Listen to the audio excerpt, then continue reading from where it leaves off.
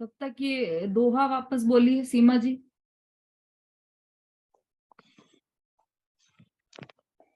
दोष रहित गुण सहित सुदीजे, सम्यक दरस सजे है चारित मोह, वश लेश न संयम, पैसुर नाथ जजे है, गेहि पे ग्रह मैं न रचे जो, जलते भिन्न कमल है, नगर नारी को प्यारे यथा, कादे में हिम अमल है।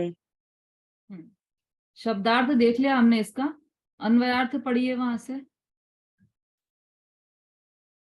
विशु जी अन्वयार्थ पढ़िए।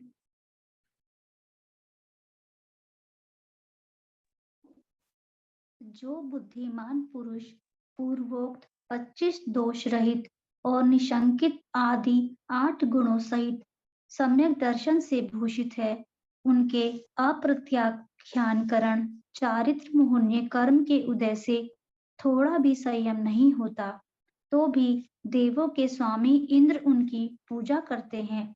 वे यद्यपि गृहस्थ हैं तो भी घर में आसक्त नहीं होते। जैसे कमल पानी से अलग रहता है तथा जैसे कीचड़ में भी स्वर्ण शुद्ध रहता है, उनका घर में वेश्या के प्रेम के समान प्रेम होता है। ठीक है। जो बुद्धिमान पुरुष, देखो सम्यक दृष्टि जीव को बुद्धिमान पुरुष की संज्ञा दी है यहाँ पर। समझदार पुरुष, बुद्धिमान पुरुष, क्योंकि अंदर में वो उन्हें चैतन्य ज्योत भगवान आत्मा जो पूर्णानंद का नाथ है उसका उन्हें भान हो गया है। बाहर में भले ही वो गृहस्थाश्रम में चक्रवर्ती का राज्य हो उनका, लेकिन बहुत सारे भोग भी भोगे वो, लेकिन विषयासक्त नहीं होते, रुचि उनकी विषयों में नहीं रहती। ऐसे सम्यक दृष्टि जीव को बुद्धिमान कहते हैं। अब यही सब चर्चा इस छंद में आने वाली है। दोष रहित गुण सहित सुधीजे। दोष रहित, दोष कौन से है? तो जो सम्यक्त्व के 25 दोष हैं, 8 शंकादिक दोष, 8 मद, 6 अनायतन और 3 मूढ़ता, ये सम्यक्त्व के 25 दोष हैं। सम्यक्त इन 25 दोषों से रहित होता है। तो ये दोष रहित, इन दोषों से रहित, और 8 अंग 8 गुणों से सहित जो जैसा सम्यक दर्शन है, उस सम्यक दर्शन से जो बुद्धिमान पुरुष सजे हुए रहते हैं, भूषित है, आभूषण पहनते हैं ना, सजने में आभूषण पहने जाते हैं, जेवर, ज्वेलरी, तो उनसे जो सजे हुए हैं, सम्यक दृष्टि जीव किससे सजे हुए हैं? कौन से आभूषण है उनके? 8 अंगों के आभूषण हैं, उन आभूषणों से सजे हुए हैं सम्यक दृष्टि जीव। तो वही बुद्धिमान पुरुष है, वही समझदार पुरुष है, वे सम्यक दृष्टि जीव। कैसे है वे सम्यक दृष्टि जीव?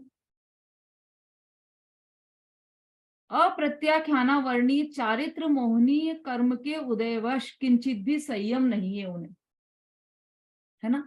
कि सम्यक दृष्टि को कषाय का अभाव हुआ है या नहीं हुआ है?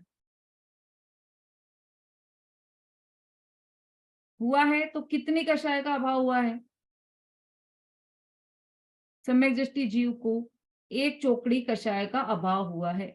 अनंतानुबंधी संबंधी क्रोध, मान, माया और लोभ, इन चारों कषायों का उन्हें अभाव हो गया है, पूरी चोकड़ी का ही उन्हें अभाव हो गया है। अब जो दूसरी कषाय है अप्रत्याख्यान, प्रत्याख्यान और संजलन, उसमें से अप्रत्याख्याना वर्णी का उन्हें उदय है।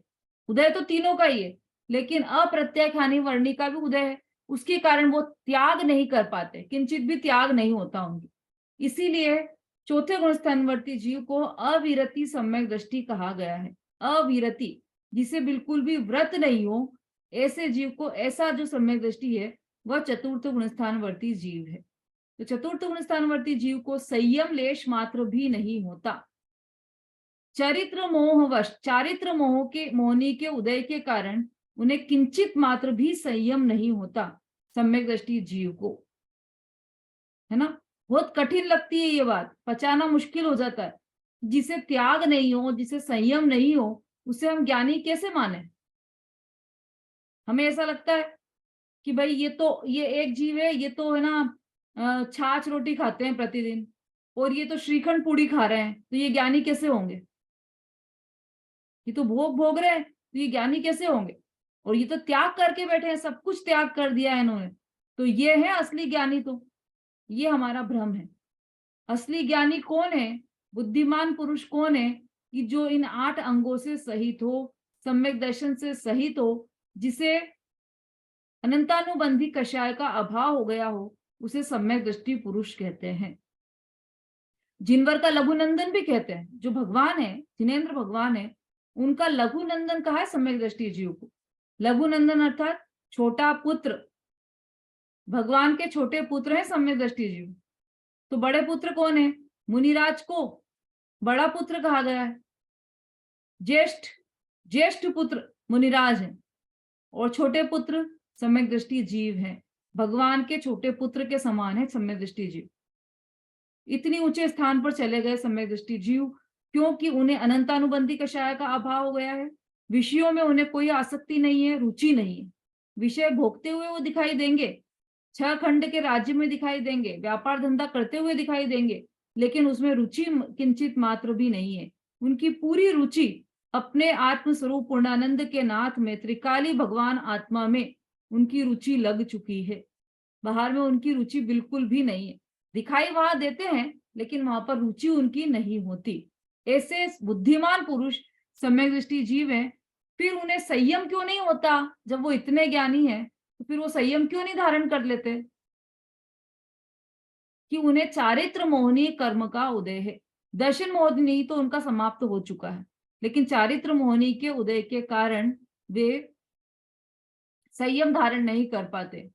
अब वो संयम धारण नहीं कर पाते हैं, लेकिन फिर भी पे सूरनाथ जजे हैं, तथापि देवों के स्वामी इंद्र उनकी पूजा करते हैं।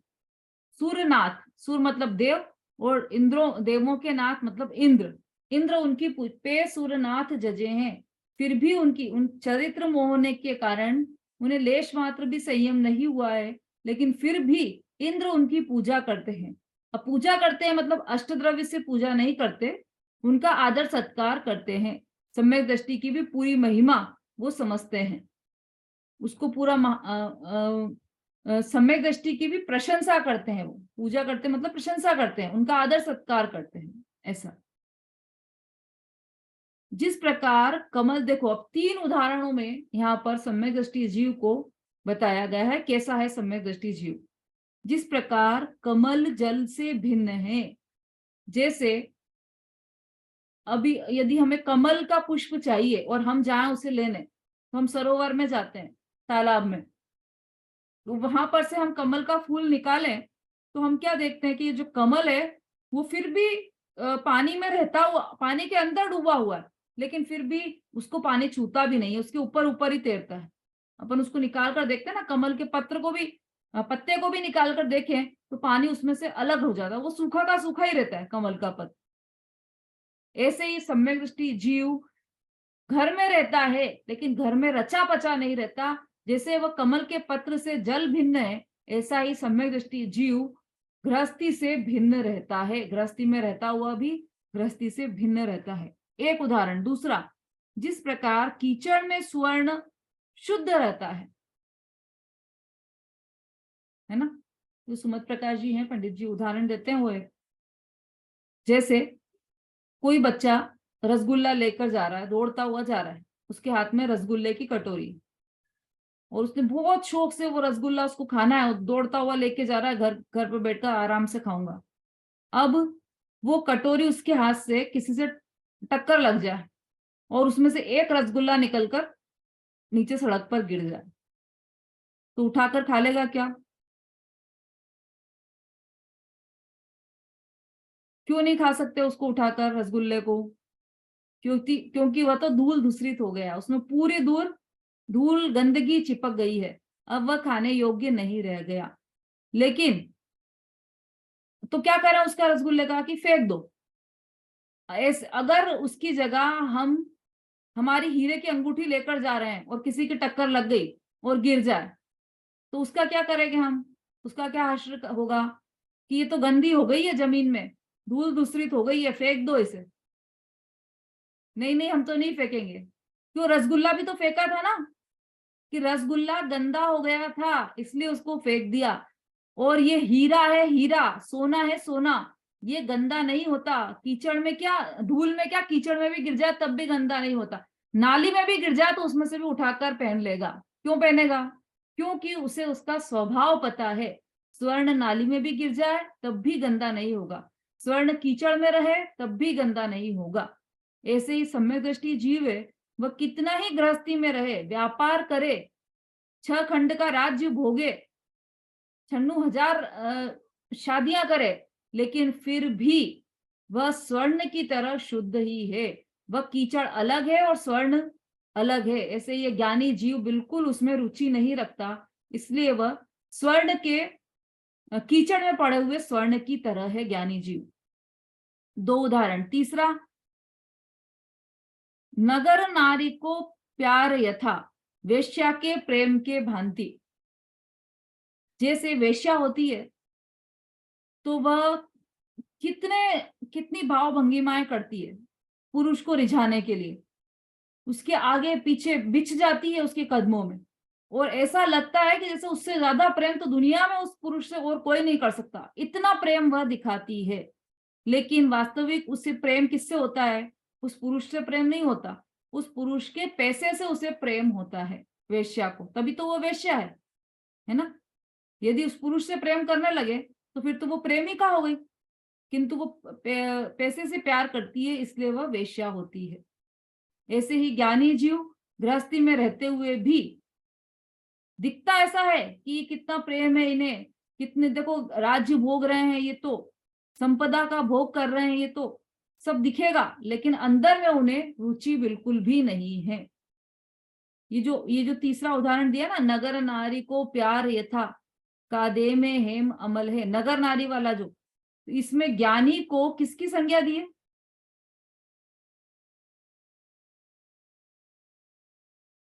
जो नगर नारी वाला है उसमें ज्ञानी को किसकी संज्ञा दी है? सुन रहे हो ना आप लोग सब ध्यान से?